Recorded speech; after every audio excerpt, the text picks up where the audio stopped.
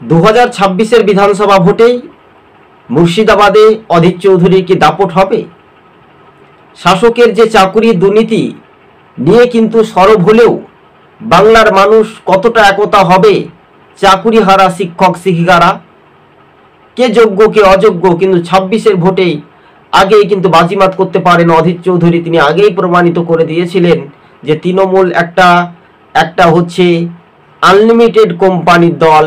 এই দলটি মেরে খাবে গরিব মানুষ থেকে, চাকরি থেকে। দুর্নীতিগ্রস্ত এই সরকারকে পরিবর্তনের হাওয়া কিন্তু বাংলার মানুষ আগামী দিনে গুটি সাজাচ্ছে।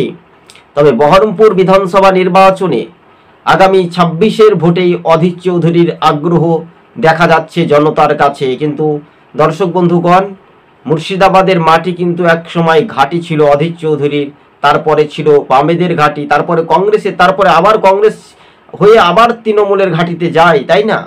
কিন্তু ধর্মীয় মেরুকরণের সুশ্রী রাজনীতি চলে পশ্চিমবঙ্গে। মুর্শিদাবাদে হয়েছিল বলে অধীর চৌধুরী বহরমপুরে হেরেছিল, কিন্তু 26-এ তা ঘটবে না স্পষ্ট।